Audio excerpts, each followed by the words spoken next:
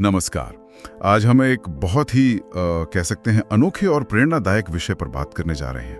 हमारे सामने एक पाठ है प्रकृति के साथी जानवर, और ये हमें याद दिलाता है कि भाई इस धरती पर हम अकेले नहीं हैं और हमारे साथी जीव जंतु वो हमें जिंदगी के बारे में बहुत कुछ सिखा सकते हैं। बिल्कुल, ये एक अहम अनुस्मारक है जैसा आपने कहा। हाँ, और इस पाठ का जो मुख्य विचार है वो भी काफी गहरा है कि पृथ्वी का जो संतुलन है वो सिर्फ हम इंसानों पर नहीं टिका, बल्कि हर जीव, चाहे वो कितना भी छोटा हो या कितना भी बड़ा, जैसे शेर हो या एक नन्ही सी चींटी, सब जरूरी है संतुलन के लिए। सब सही यात्री हैं। सही कहा।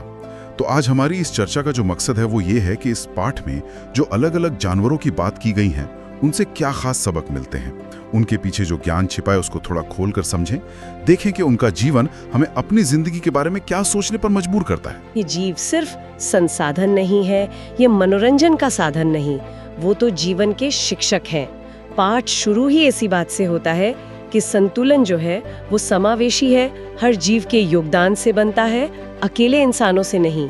ये एक बुनियादी समझ है जिसे हम अक्सर भूल जाते हैं शायद। मैं तो सचमुच ये जानने के लिए बहुत उत्सुक हूँ कि प्रकृति के ये साथी जिन्हें हम रोज देखते तो हैं, पर असल में उनसे क्या सीख सकते हैं। तो चलिए इस ज्ञान यात्रा की शुरुआत करते हैं। जरूर। हाँ, और पाठ सबसे पहले मुझे लगता है शेर का जिक्र करता है, जंगल का राजा। आमतौर पर हम शेर को ताकत और निर्भीकता का प्रतीक मानते हैं, पर मुझे लगता है पाठ सिर्फ इतनी ही बात नहीं कर रहा है। इस विचार को थोड़ा और खोलकर देखें अगर, पाठ इसे नेतृत्व से कैसे जोड़ता है, खासकर वो जो जिम्मेदारी वाला पहलू है। ये वाकई एक गहरा बिंदु है।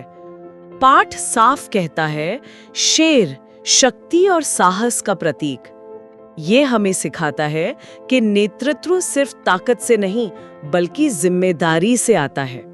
यहाँ जिम्मेदारी शब्द पर जोर है। स्रोत के अनुसार सच्चा नेतृत्व सिर्फ शारीरिक बल दिखाना या हावी होना नहीं है, बल्कि ये अपने समूह के प्रति, अपने इलाके के प्रति और शायद पूरे पारिस्थितिकी तंत्र के प्रति एक कर्तव्य बोध है। अच्छा, मतलब असली राजा वो नहीं जो सिर्फ दहाड़े, बल्कि वो जो अपने राज्य की देखभाल भी करे। ये तो नेतृत्व की जो हमारी आम धारणा है उससे थोड़ा अलग है, जहां अक्सर ताकत को ही सब कुछ मान लिया जाता है। क्या ये पाठ इंसानी नेतृत्व पर भी कोई इशारा कर रहा है अप्रत्यक्ष रूप से? हाँ, निश्चित रूप से। यहाँ एक दिलचस्प बात ये उभरती है कि पाठ हमें शायद मानवीय नेतृत्व के मॉडल पर दोबारा सोचने को कह रहा है। क्या हमारे समाजों में नेतृत्व अक्सर सिर्फ शक्ति प्रदर्शन तक ही सीमित रह जाता है?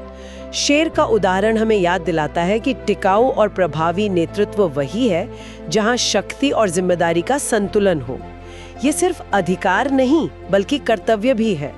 शायद ये नेतृत्व का ज्यादा नैतिक, ज्यादा टिकाऊ रूप है। ये तो बहुत